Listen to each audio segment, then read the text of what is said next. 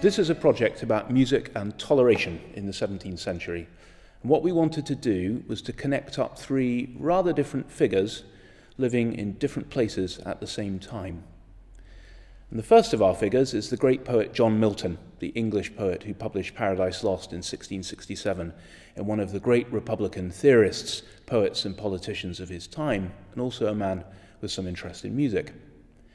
And the second figure is the renegade Jewish philosopher Baruch Spinoza, who was based for a time at Amsterdam, but who was expelled from the Jewish synagogue there in 1656 for heresy.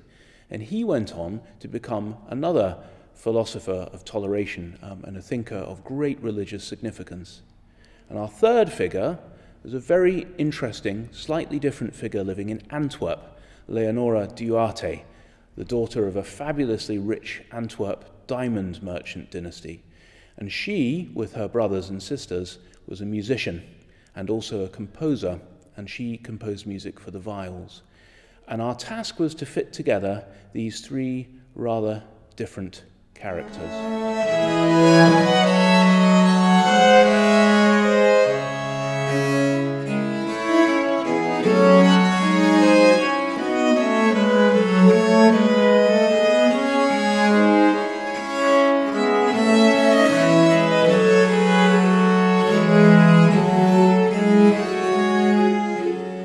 The Duartes of Antwerp were probably third generation conversos. In other words, they were of Portuguese Jewish descent.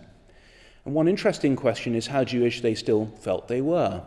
Some of their friends even regarded them as ethnically Jewish, but they themselves were Roman Catholic converts. Leonora composed music in a Western manner, but it is an open question as to how far culturally they really felt that they fitted in. And this is one of the things that we wanted to use the music to explore.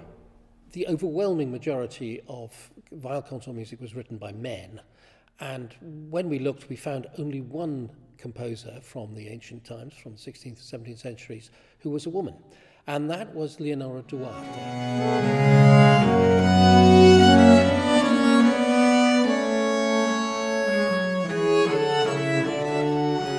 Baruch Spinoza, as I mentioned, was a Jew living in Amsterdam who was excommunicated by his own synagogue in 1656 for holding heretical views on scripture.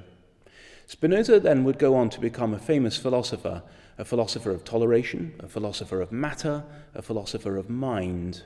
And in many ways, we could see him and the Duartes as moving in opposite directions.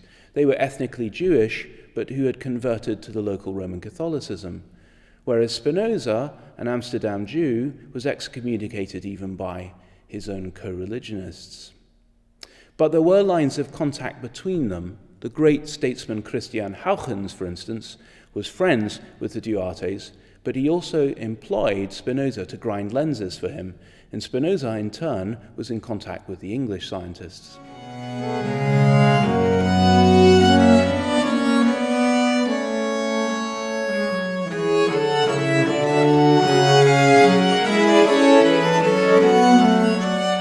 That brings us to John Milton, the great poet of English 17th century literature. John Milton would publish Paradise Lost in 1667, but before then he had worked as a civil servant in the Cromwellian government, and he had worked for the English Republic.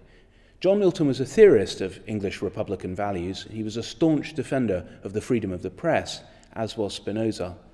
And Milton, in many ways, exemplifies a person who brings together ideas of toleration, ideas of religious freedom, but also ideas of music. But Milton himself was a proficient musician, and his father was a composer. Again, his father was a composer of viol music.